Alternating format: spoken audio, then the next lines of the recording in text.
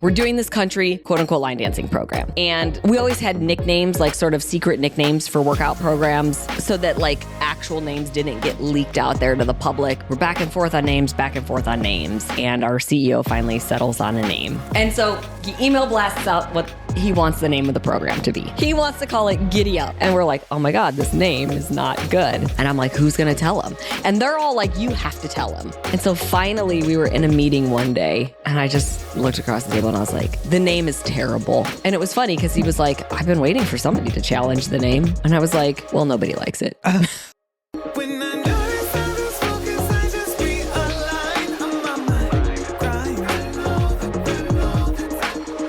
How you doing? Great. You look good. Thanks. I'm caught. Oh no. That is interesting. I bet I would. Oh. Okay, I would be putting my. I do it every time. My foot through the hole. Yeah, every single time. It'd be impossible for me to get dressed in that. I've almost fallen so many times putting these jeans on because it's multiple holes and they're big. And they probably get bigger every time. And they sure do. Rip your foot through them. Sure do. Oh my God. Not a lot of wears left, and I paid for them this way. I was at youth group one time, and this kid thought it'd be funny. And when I was little, I had this thing about my jeans because I was insecure about being short. And also, I don't know why I was obsessed with this, but I didn't like my jeans to bunch up at my shoes. So I cut the sides, and that was kind of a style for a while. Yeah. But all my jeans, I did that. So they would like then lay over my shoes, whatever. Well, this bitch in youth group, your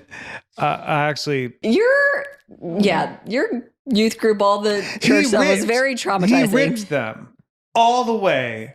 Like, might as well have ripped them off my body. And I'm a modest person. And when I tell you they were ripped like to the waistband on both sides, I was like, I'm exposed in church now. And he was like, ha ha ha. But wait, did he just get down there and grab it and pull? Like, how did he rip it? He was like, oh, Donald shit. He might have stepped on it and it tore. And then he was like, oh, it tore so easy. And then he just thought it'd be funny. And I can't explain why people do the dumb shit they do, but it happened. Lord, and I remember being like, what is this? He's going to rip these pants off my body. Oh my God, I was traumatized. This is why I was afraid to go to school, because I thought it's this chaos all the time. I'm dead. So anyway, be careful with those. Was it just one pant leg that was ripped all the way up? Yeah, he only did one. But because there was no stopping him. Like he's starting, and I'm trying I'm trying to stop him, and it's like impossible. And so I try to grab the pants, but then he just at some point he can just like pull away from me, and they're just like a zipper. I was like, oh my God. Easy access. With my leg insecurity. And now it's out looking like Jessica Rabbit or something, like in church. My whole leg's just out. You just cross it. With like a high slit gown. Yes. It's awful. Oh, this is fantastic. I did not expect to open this way, but I am here for it. Well...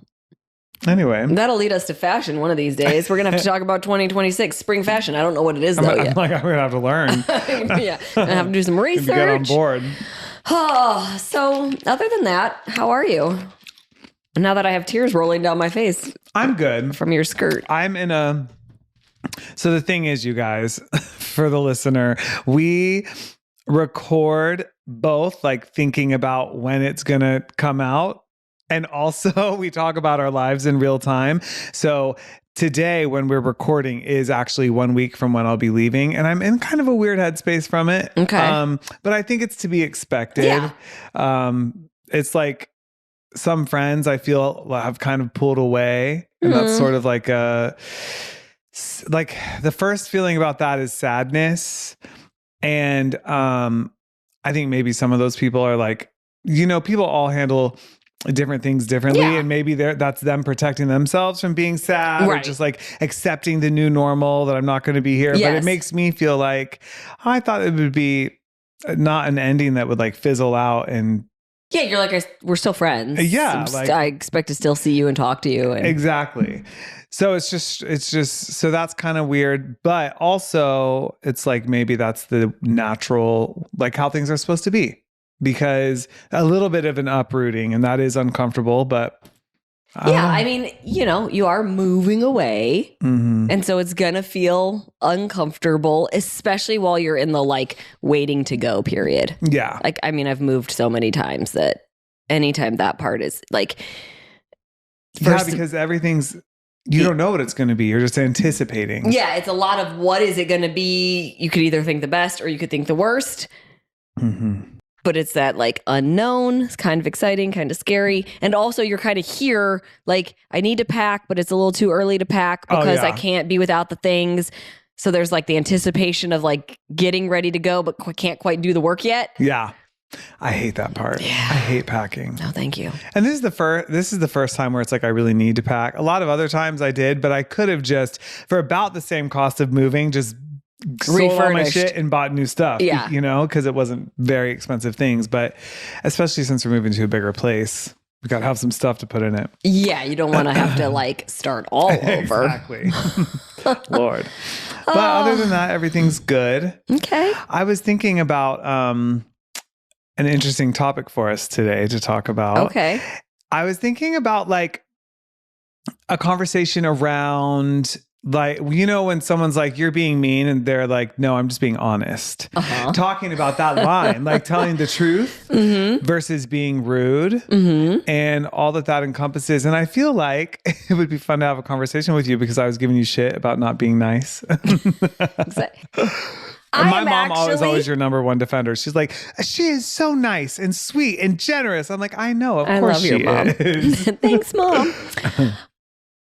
I have multiple personalities and you will get it depending on how you treat me. So fair. So be a dick, fuck around and find out. But if you're nice, I'm the sweetest ever. But here's what I will say. I am not a sugarcoater. And that probably comes off harsh sometimes, even when I don't mean it to be. I am also a get shit done kind of person. So like, I don't have times for like, there's nothing that irritates me more, especially around work stuff. Like in general, doesn't matter like what I'm working on, but like, I'm not here to protect your feelings. Like we got to get stuff done. If we don't agree on something, let's just talk through it and get through it. Like, don't take it personally. If I don't like your idea, I'm not usually rude if I say like, oh, I don't like that. Like, no, I would say I'm not rude. Like, I don't even want to act like I like, but if I don't like an idea and I voice it and say like, well, I don't know if I agree about that, or it's not this, it's this, and somebody else gets their feelings hurt, now you've irritated. Excuse me. Rude. No. He's like, oh. But no, now you've irritated me because now I have to tiptoe and backtrack about your feelings and you're distracting from the work. So anyways. Can you think of a time on any project that you've done, you don't have to name the specific project, but where there was something that you wanted to change about it, or that you didn't like, or that whatever in the production phase of it, that or the creation phase of it, that you didn't know how to say because like, can you think of a time that that's happened?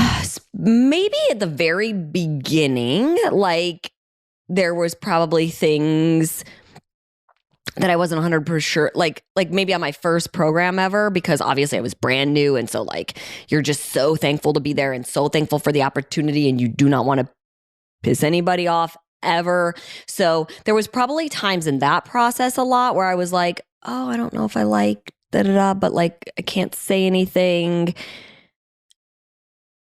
But I got very comfortable very quick. But after the first one, like, no, I was given the opportunity to be allowed to voice my opinions. Like, I will say that. I was definitely given the opportunity. Now, again, sometimes I'm pretty blunt about it. Like, I don't sugarcoat it.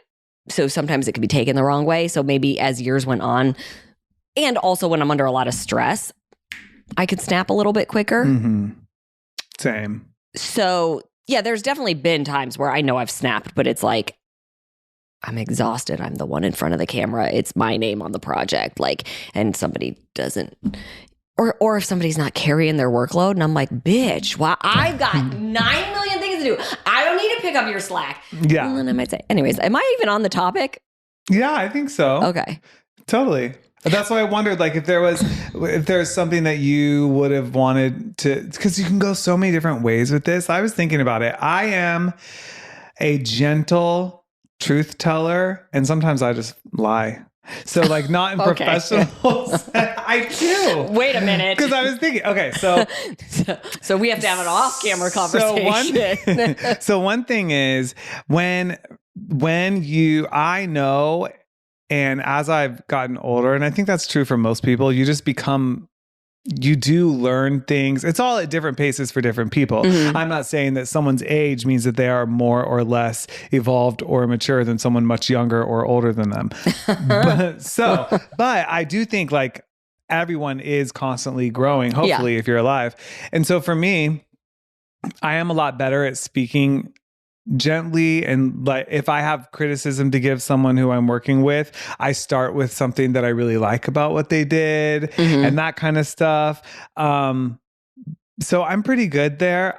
It is difficult if someone's rude to me, then I want to be rude back. But where I lie is if someone asks me, okay, if I go see a performance and someone's like, what did you think? It doesn't matter what I thought. My words are going to be like, you did amazing. So you think it's okay to lie in those moments?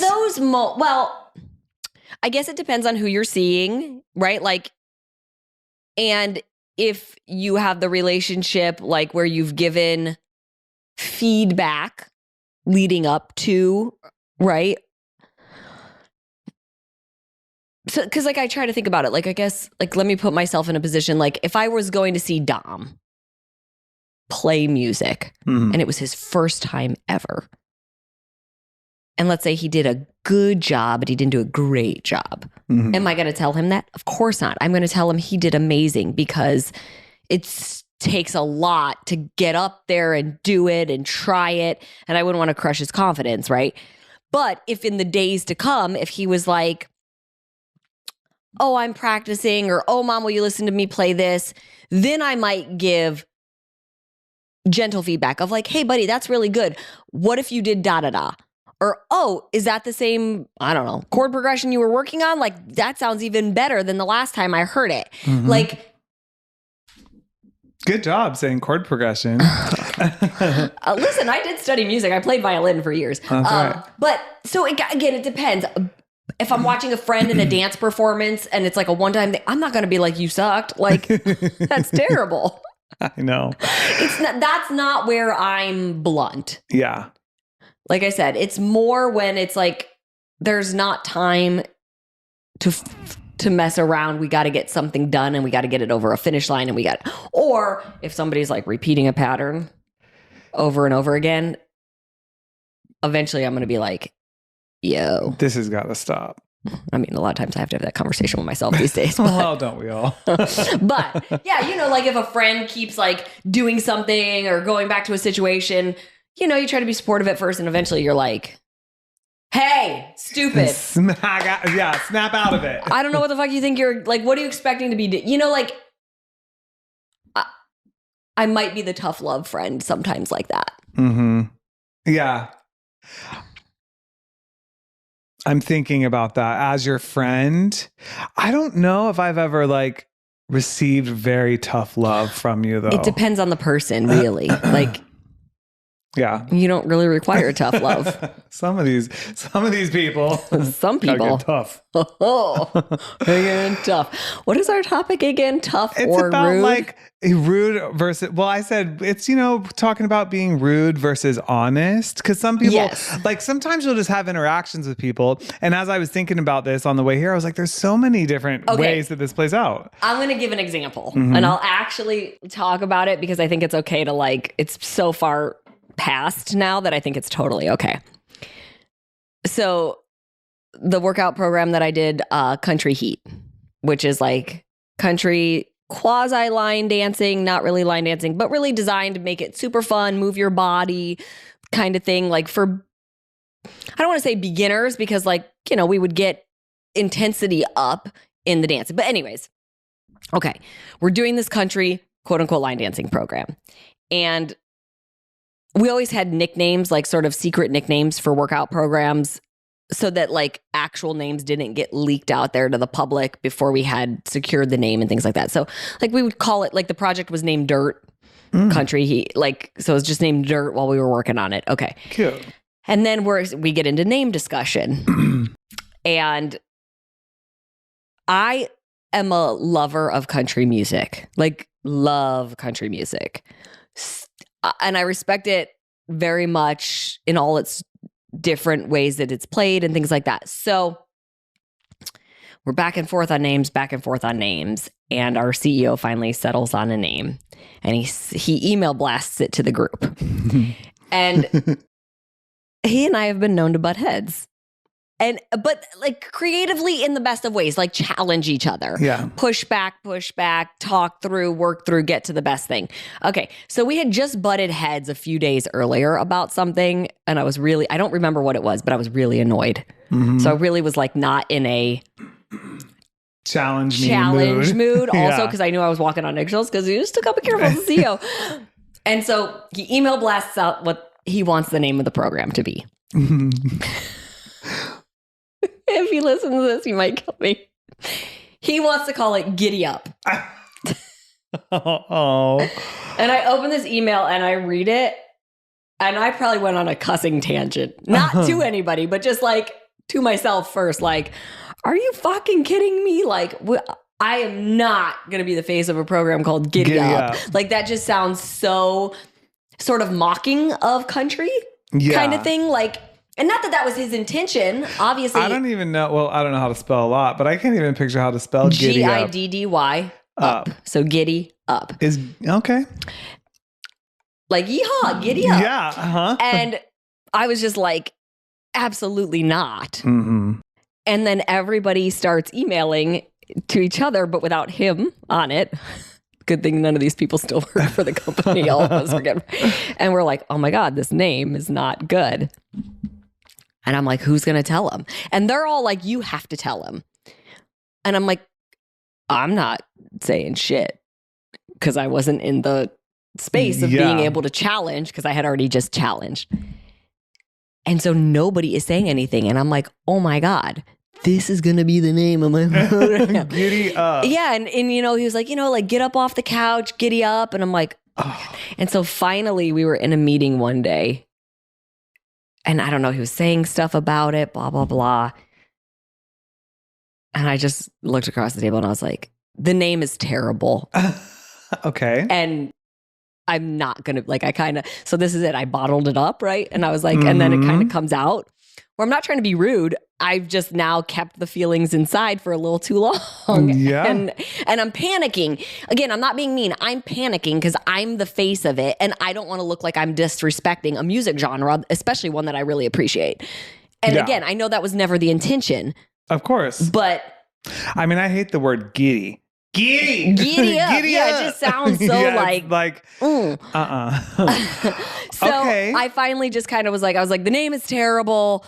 I'm not going to be the face of a program called Giddy Up. Like, and it was funny because he was like, I've been waiting for somebody to challenge the name.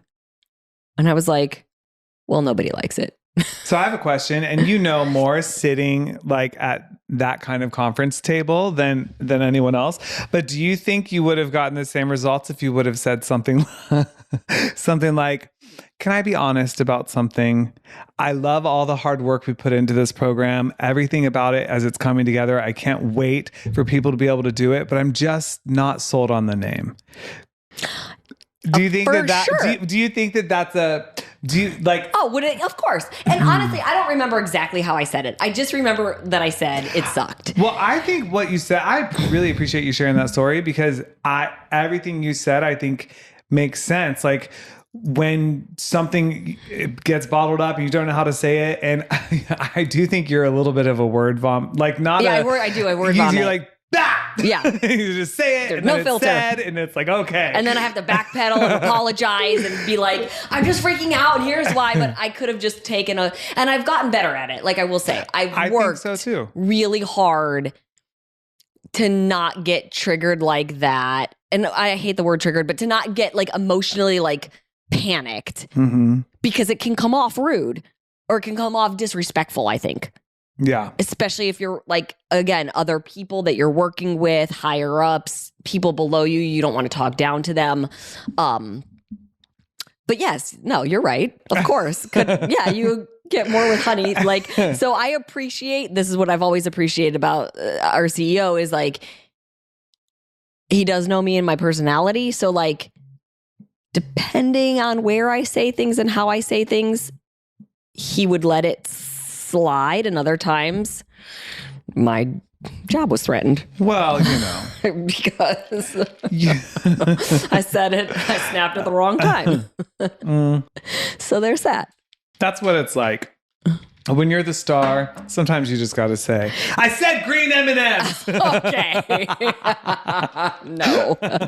Never that, not ever. And no, like I said, and I always do I'm totally kidding. Like I'm very good about letting anybody I'm working with know that I very much appreciate their hard work and what's going into it. Yeah. As long as there's hard work going into it. But again, if somebody's dicking around and not doing the work and then their work is falling on me, I'll be the first to throw you under the bus. Yeah. I feel like there's a healthy balance in between even though like you are saying that you've grown and whatever, I agree. And I have too, but I instinctually most of the time, like I might not have said anything. And you would have just went with it. I would have had a program and the whole time I would have been like, I love it. Don't hate it because of the name, guys. You know what I mean? Yeah. And it's like, okay, it's uncomfortable sometimes, but finding a way to appropriately say something, it's like both of our emotions could have gotten the best of us. Not that you saying the name sucks is that big of a deal, but but at least you didn't just say, oh, I guess we're going with the shitty name. Oh, well. That's what I said for like 4 days. And I was like, I can't take it. This is too, no, absolutely not. And Country Heat's such a good name. I know. It was such a good name. I didn't come up with it. It's good. Sometimes you got to just challenge somebody to do better work. As a bonus, do you have any other like names that you guys were thinking of for that program that you can remember? Not for Country Heat. The Masters Hammer and Chisel took us a really long time to get to that name because the name was always like our CEO always wanted to call it Masters Hammer and Chisel, or he wanted to call it Hammer and Chisel. Funny story. When we went to go trademark that, there was some sex toy. Oh. I don't remember if it was called Hammer. I don't remember which name it was, but it was a roadblock, which is why it ended up being called the Masters Hammer and Chisel. I didn't even know it was called that. I didn't like the name 21 Day Fix when I was told that name, but now I can't imagine that program being called anything else. Like that's how it goes. I think 80 Day Obsession, you even had a I pause panicked about 80 Day, about the name Obsession. Yeah. Yeah. 90 Control Freak, I panicked about that name. Well, so listen. Of course. I was just wondering, like, the behind the scenes. But those weren't ones that I like aggressively. No, the Giddy Up was one that I was like, no. I'm glad you did. Yeah. Everything else was more just discussions. Names grew on me. Some names I really liked out of the gate. Belvital took a long time to get that name. Of course, you had to take Duolingo, learn French. It's not even appropriate French. Bobby mocks me for it all the time. He's like, is that Italian? Is that French? It's not how you'd say it either way. I'm like, shut up. You know what it means. That's right. That's what matters. Yeah. Do the program. Thank me later. Yeah. I was going to ask you another question. Oh, I really didn't intend for this being like I was interviewing you. I know. I feel like I'm putting you in the hot seat. I know. I'm totally, but we're going to flip that script in a minute. I was going to ask you if you're comfortable sharing how you said you wanted a divorce. Oh, okay. Because was it in a heated, like... No. Okay. It was not heated at all. It was,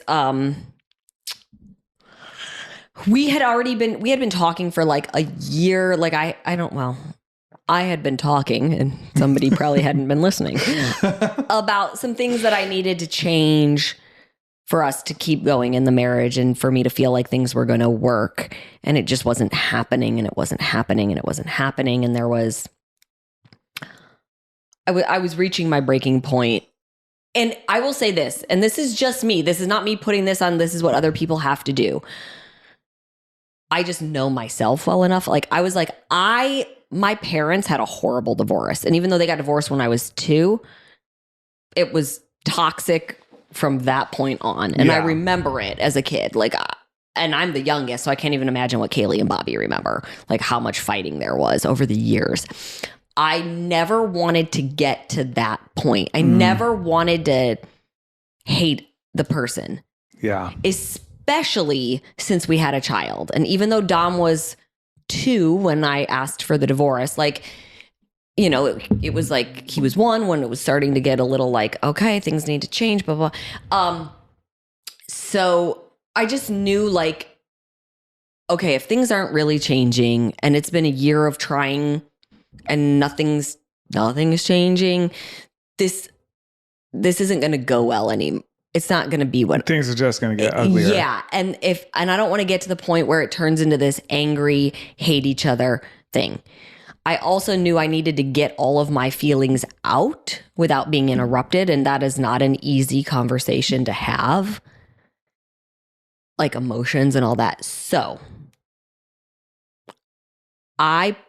we had gone to a lunch. There was some things that happened at the lunch, like there was a bunch of people at it. There was just some things that I felt a little disrespected about, like, and nobody else would have necessarily picked up on it, but it was just something that was, again, another breaking point. I felt like I was being dismissed. And I left that lunch. I took Dom and left, like sort of as soon as I was done eating, even though there was still my husband at the time and his family was all still there. And I was like, I'm going to take the baby home. And I wrote it in an email. And now some people might be like, well, that's harsh. But like he's coming home. Like we're going to talk. But I needed to be able, like, so it was whether I was going to write it on a piece of paper or type it up and print it out and let him sit there and read it or whatever. But I also knew he was going to need time to process his feelings about what he was going to hear. Yeah. So it went in an email. He got it. He turned his phone off. I didn't hear from him for 4 or 5 hours. Then he came home. And then we started having discussions about what had happened. And there wasn't really like he didn't ask. I think I said in the email we needed to separate. And he said, you want a divorce? And I said, probably. And he didn't ask to work on it. Did you guys have, because I guess around the subject of bringing that up, I think that's very smart, by the way. I knew someone one time who had accrued a lot of debt and her husband didn't know. Ooh. Yeah, it's the whole thing. But she told him in an email. And sometimes I really do think that that's a really good way to communicate something, because your emotions can get the best of you. And then, like we're talking about, you might say things instead of just trying to communicate what you're feeling and being honest. You might say things with also an intention to hurt. And it's not like, I find this with myself sometimes. It's not that I want to make someone else hurt, but I want them to feel what I'm feeling.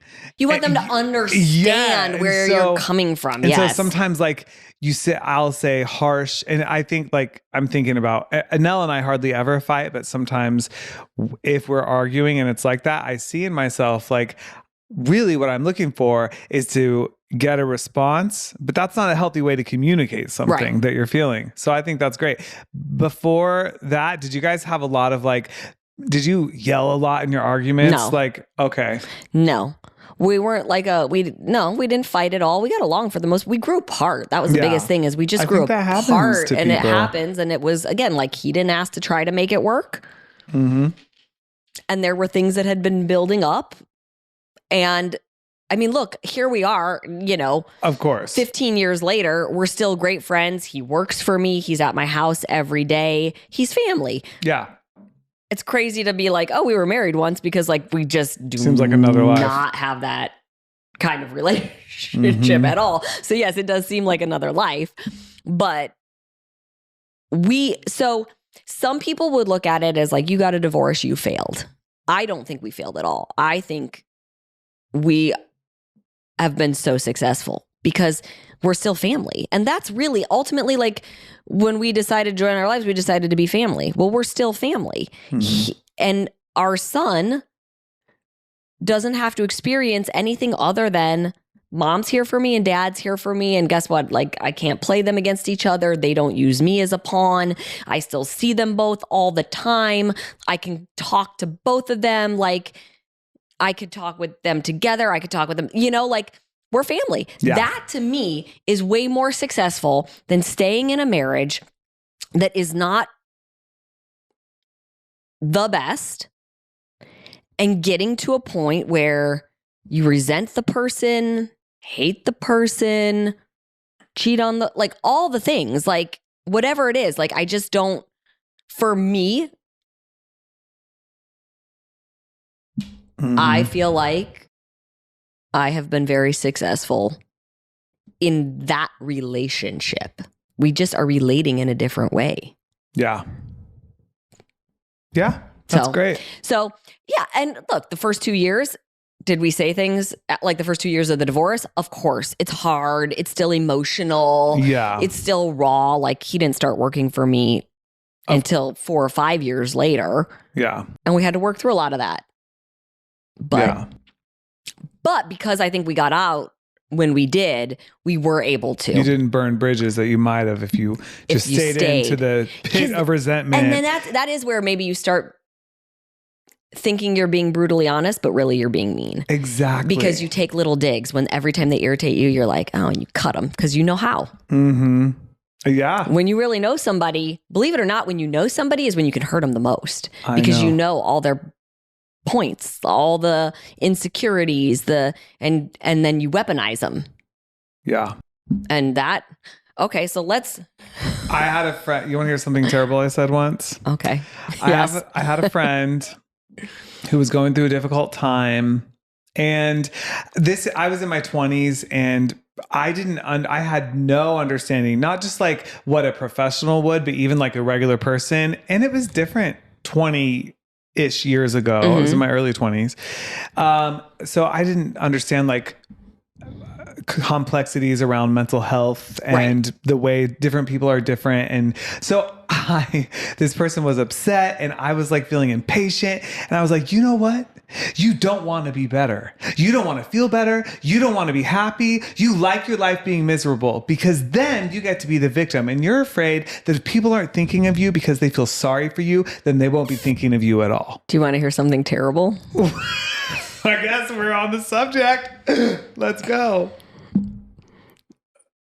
And see, so because sometimes, listen, I don't know the person, so I'm not sure who you're talking about. But sometimes if that's what's happening, sometimes you got to hit them between the eyes with the hard truth of like, are you being the martyr? Are you playing the victim? Are you just fucking feeling like sorry for yourself? What? Let's go. Like, we have a choice. Like, I saw a thing recently on Instagram or something that was like, at a certain point, you're no longer the victim to how you were raised. It's a choice. Like, as an adult, like, you're an adult now. You're no longer the victim to those things. Like, listen, we've joked about our childhood, cried about all the things. But like, at a certain point, I'm a 45-year-old woman. What happened? Things that happened with my mom, things that happened with my dad, things that my family said to me that made me feel bad about myself. Like, I have to grow up and process and go, okay, but I know that's not me, or I know that wasn't about me, or that they did the best they could. I can't keep holding on to that identity because it gets me attention, or it makes me feel safe, or it excuses bad behavior on my part, right? Because a lot of times my snapping came from that. Yeah. People put me down a lot as a kid. And so if somebody made me feel unintelligent or attacked or invalidated, I would snap. Okay, well, I have to correct that behavior because I'm not a kid anymore. Right. So I honestly, now again, I don't know what the mental health issue was, but like if somebody's in serious depression, you got to be careful with what you say. But yeah, sometimes you got to say it flat out, point blank, how it is. Yeah, no, that is true. It's just such a fine line. And even though like, I feel like that the fine line for me is saying something like, why do we say what we say? Because even if that is true, I don't know. Most people, I don't think it would help them change. I guess you have to know who you're talking to. I guess knowing the personality, like if they're going to respond to that or if they're going to spiral deeper. Yeah, that's true. But I do think some people respond to that. I think sometimes people need to be just given a little shake of like, what are you doing here? Yeah. Because the more you baby them, the more they just stay in it. It feeds that. So you have to know. And like, if it was the first time they were complaining about something, I wouldn't necessarily go right to that. But if it's been like a repeat for weeks or months or whatever, again, there's only so much you can hear. Like you want to help, but there's only so much that you could be like, we're having the same conversation and you're not changing anything. And so. Yeah. I think like if I was in that position again with a close friend, and most of my close friends aren't chronic, because I want to be specific, like about that example. A lot of people have struggles, myself included. I have times where I need to talk to a friend, or I just don't feel the joy. And like that happens to everyone, and that's okay.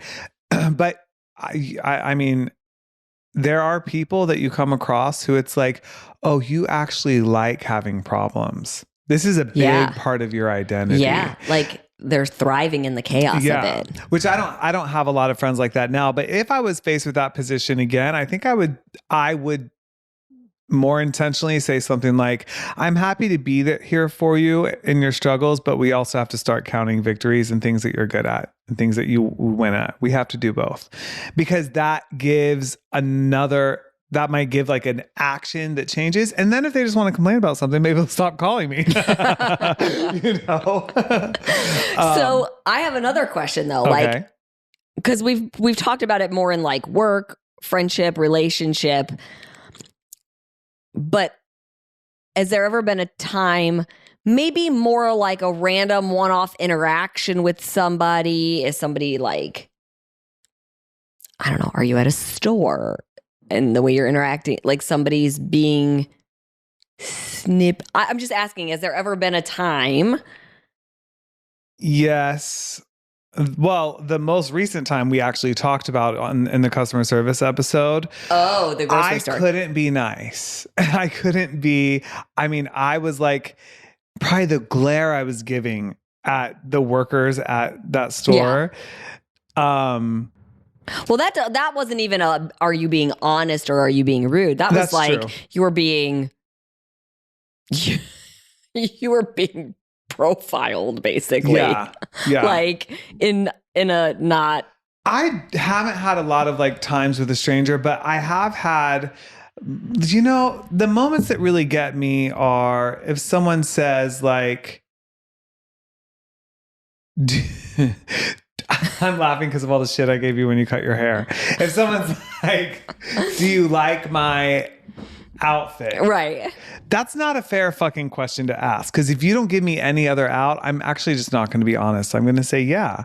But I wouldn't want you to. I would want you to be honest. So if I ask you if you like my outfit, I'm asking probably because I'm on the fence about it. And so I'm looking for honest feedback of like, wait, listen, episode 1 of Everything's Perfect. You're not a real friend if you let me walk out of the house looking stupid. Yeah, that's true. So if I'm asking you, I'm trying to make sure I don't walk out looking stupid. I'm saying once you're out the house, you know, someone shows up at my house, let's say they left their house already. Like you get there and you're like, do you like my outfit? I would always say yes, even though you have good style. So I like your outfits, but you have no way of knowing if I'm not telling the truth. Okay. But if you're asking me and so what I would say is like, or like the question women might ask their husbands or friends or whatever, do I look fat in this? That's first of all, take that question out of your vocabulary. That's a bullshit question. The appropriate thing to say might be like, do you think this outfit looks better on me, or I have another option? and let them say, I love that one, or let me see the other option. Like, don't back my ass into a corner. Yes, that's true. You can't back somebody in a corner because then it's going to come off rude, but really you set them up for failure. You can't say, do I look fat?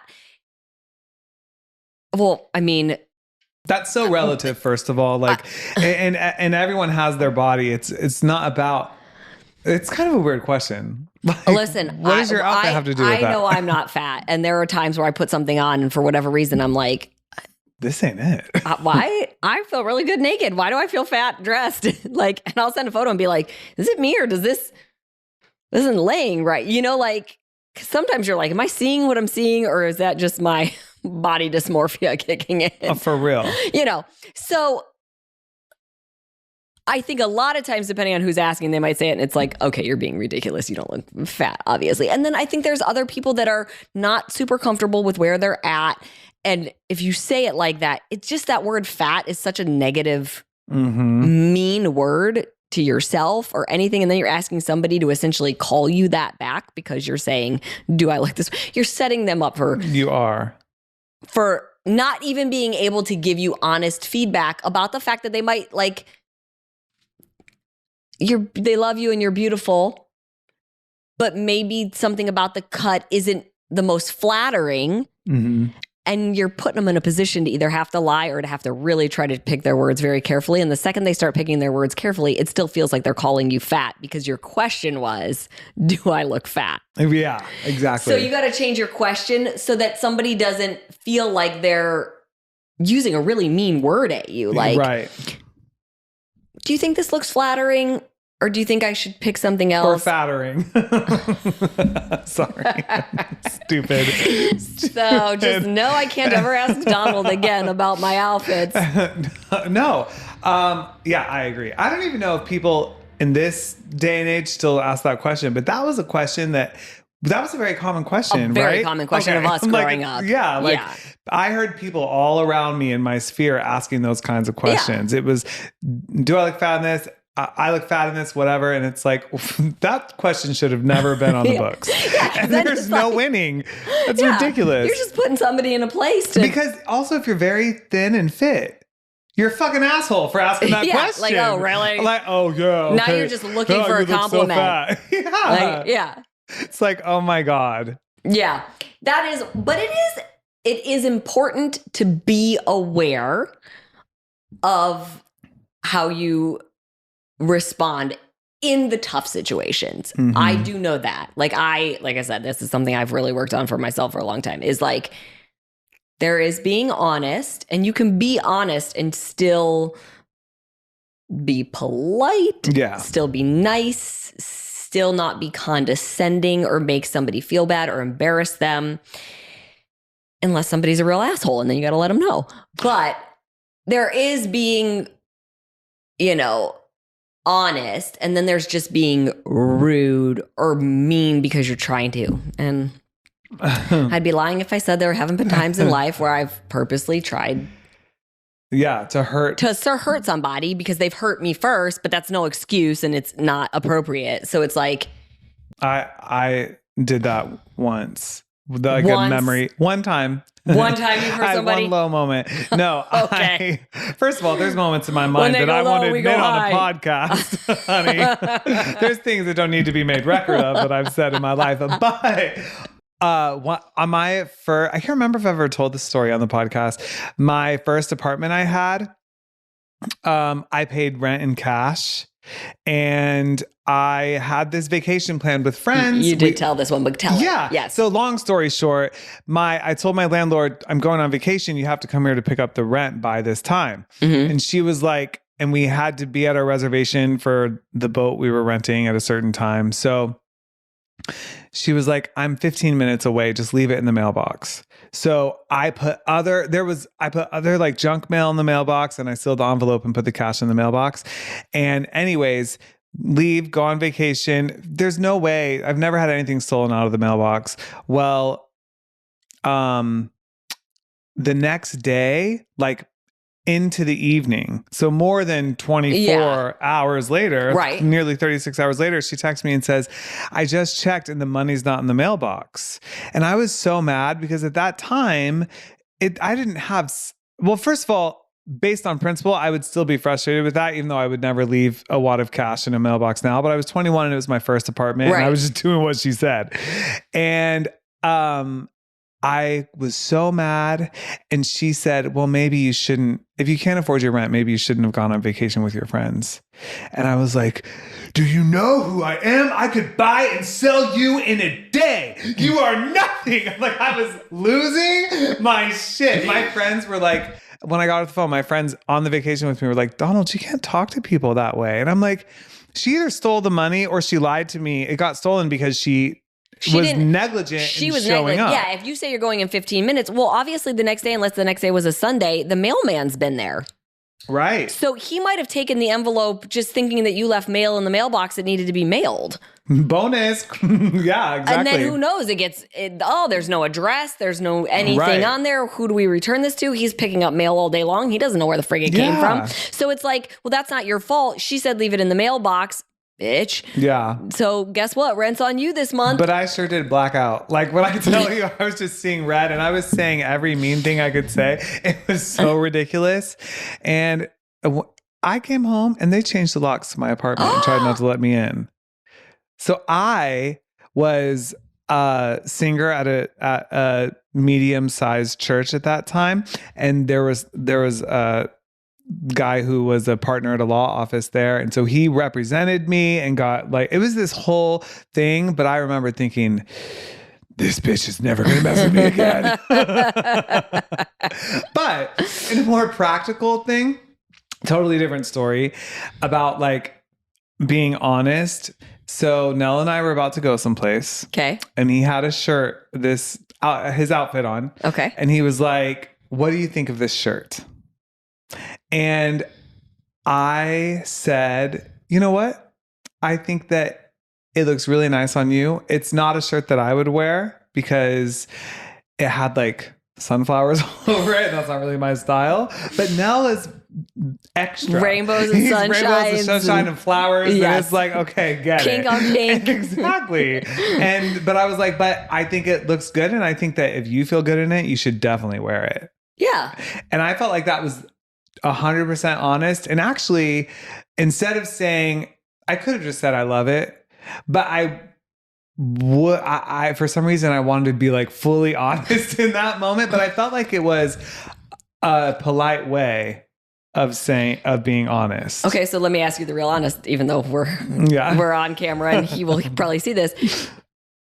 Did you really like the way it looked on him, or were you like embarrassed that he was wearing it out? I was not embarrassed he was wearing it out. If I also with him, I think it's probably different in same-sex relationships. I don't know because I've never been in a heterosexual relationship. I don't know how y'all do that. Not well. But with him, I would say like, I think you should wear. Like I would say, I think this would look really good, or this is what I think you should wear. Mm-hmm. But he also, and sometimes he listens to me, and he's even said to me before, like, you've really changed my style a lot, and I love it, and I appreciate that so much. Mm-hmm. But there's also things that he just loves, and I love that because I don't want to. I used to think I wanted to date a clone of myself, but I really like, and so that shirt, it was cute. It was just not what I would wear. I have definitely had times with guys, be it friends or relationship, where their style has not been the best. And it's like, well, clearly I'm already dating you. So I'm not dating you for your style, but also I will let you know that ain't it. That ain't it. Like, I love you, so I want you to be in the best. But this shirt. Yeah. Have you ever been with me and thought, what is this bitch wearing? No, I love your style. Oh, good. Yeah. Yeah. No, I love your style. Okay, well, you set yourself up. No, Don't same. lie. No, I can't. Literally, nothing comes to mind. There were some 80-day obsession outfits I look back on, and I'm like, oh, who let me wear that? Yeah, that's definitely not my fault. Anything I wore on that. Also, we were trying to put 80 outfits together. At that point, we had pulled every pant that was on the market, every sports bra. Like, there's these one pair of pants. Every time I see the video, I'm like, oh, dear God. They look like 70s wallpaper, and they're literally up to my boobs. I'm like, they were the highest high-waisted, terrible. I was like, why? The whole idea of like the outfits and the different colors and 80 Day was so freaking complicated. Like by the time we got to 4 weeks for everybody, I was like, oh, this is a dream. It's basically like a palette. We all wear something cute and it works. Yes, muted colors, palette. And 80 Day, it was like, we have to have bright purple over here. So put the orange one over here. And we can't have leopard print. And it was like, it was. Because it was a big cast. Yeah. And okay, so that is another time though I have been very vocal over the years, because I understand when it comes to cast, like that if you're in something you're not comfortable in, you're not going to perform as well. Yeah.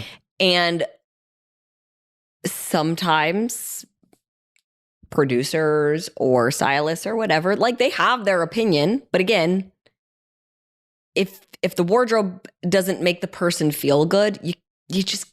It's not like we're in a movie. We're working out. Like, It's not a character piece. It's like they need to feel good. Mm-hmm. And I also understand background cast not being willing to speak up for themselves because they don't want to lose a job and things like that. So I have definitely spoken up. And I have worked with some people who I absolutely love, but who don't necessarily say things the nicest way. And they've said sort of meanish things to background cast and like, well, you're going to wear this and da-da-da-da. And I've had to jump in. I didn't have to, but I have jumped in, and I'm like, absolutely not. No, they're not going to wear it because if they don't feel good, they're not going to perform, and that's a problem for me. Yeah, because obviously it's all about me, and it really wasn't. But I would almost make it like that about me of like, if they're not happy, that's going to reflect on the program and the person at home. So like, no, we're not going to force them. You've got a whole wardrobe back there, and if they don't like that shirt, then let them put on a different shirt. Yeah. Now, I've not always been the best because sometimes that's happened out on the floor in front of people, but that's because they're like reviewing it and they're saying not nice things and making the person feel bad. And the person is back there like, and I could see their eyes welling with tears. And I'm like, is it really this serious? We're not going to do this. Yeah.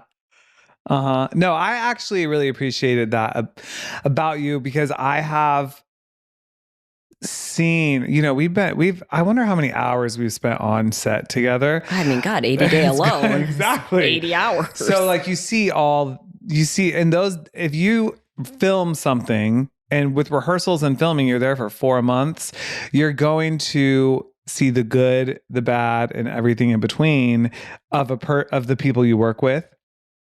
So yes, I've seen like that snap side, but also being in the background cast, we always felt like protected. Or like if we wanted to take some of our clothes at the end of the shoot, you always really fought for us to be able to do that. You're like, what? You're going to go get these sweaty 80-day worn clothes to someone else? Let them take their clothes, you know, stuff like that. Yeah. And I want to be very clear. Like, Body is amazing. They're always so understand. Like, this is just part of production. Of course. Have a difference of opinions or like for one person to come in and like they have their vision. And so when you're dealing in a creative space, and you have multiple creatives, everybody's kind of vying for how they see it. And nobody's trying to like make the other person wrong. Everybody's trying to make it the best. Mm-hmm. So I just want to be clear. I don't want to make it sound like I'm trying to say like, oh, there was always a problem or no, this is just it's the way it goes. The process. Like, yeah especially when there's big groups of people working on projects. Such a big project. Yeah. They're all big, they've all been big projects. So you're always going to have days where, and also then you have to just remember there's real life and people come in and sometimes they're having a hard day. Sometimes something's happening personally and like, you're not trying to be rude, but sometimes whatever is happening in real life spills over into the work or the friendship or vice versa. Something happens at work and you come home and that spills over into maybe being a little short with somebody at home. Mm-hmm. So I told no, like when I was working at the restaurant, because I would come home and be a little bit more short tempered. And I was like, and I'm mature enough to know he just wants to talk to me. I've been gone. Yeah. And it's like, but I've been taking people's order, remembering things. Like my mind has been for hours and I just want quiet. The best part about driving home. Exactly. Maybe take a few extra laps around the block. Sit in the car. Have a little sticky butt. Yeah, exactly. He's like, aren't you home yet? You're like, I'm in the car having a drink. Literally. Watching a show. But I do think like that's also a time where I feel myself having the desire to be like, can you just be quiet? But that's not the nice way to ask for what you need, even though quiet is what you need. Right. You just shove a sock in his mouth. Shh. No talking. No talking. No talking. That's my nice best way. line ever. It's my favorite thing you've ever said. Anyways. Well, this has been fun. I think I probably just made myself not look good. I think you look great. The thing... I look fabulous. I sound like darling. a bitch. I think you look great, but I could be lying because we've already established. Yeah, it's true. I lie about that. I just think it's like, remember, if this is my takeaway, and I think it's good for all of us to think about, if you're nervous about saying something, just think of the nicest way to say, still saying what you want to say, and do that. Because it is easy to just be like, this is uncomfortable, so I'm not even going to put a lot of thought into it and just blurt out whatever is on my mind. I would say, think about how you would want to receive the message that you're about to give. So like if you just flip it on like how you're about to say it to somebody and think, is that how I'd want it said to me? You're probably going to take a beat. That's the biggest thing. If I'm going into a situation where I already know it's going to be contentious, I actually have a little conversation in my head before I go in of like, you are going to breathe. You are going to think before you speak. We're going to let people finish their sentences. We're going to hear them out. We're going to I take a minute or two. And now that doesn't always mean it happens, because sometimes somebody says something in the moment and you got to answer and respond. But I feel like in working on myself and like trying to grow, I am much better at, even if I'm being blunt, softening the edges a little bit. Yeah. But again, don't test me. And nobody's perfect, so don't be surprised. Everything's perfect except my tone. The words that come out of my mouth sometimes. Okay. This has been fun. Yeah, it's been great. Thanks for the topic. We love that you guys tune in and you join us for these conversations. Also, we didn't do it today, but if you would like us to weigh in on something that you're experiencing or facing, we call those our Phone a Friend segments. And you can email us your Phone a Friend request at everythingsperfectpodcast@gmail.com, or just let us know what you're thinking of the podcast. We love to hear from you. Yep. You can find us on social, Everything's Perfect Official on Instagram. We've got a couple really good Phone a Friends coming up, so stay tuned for those. Until then, we'll see you guys next time. When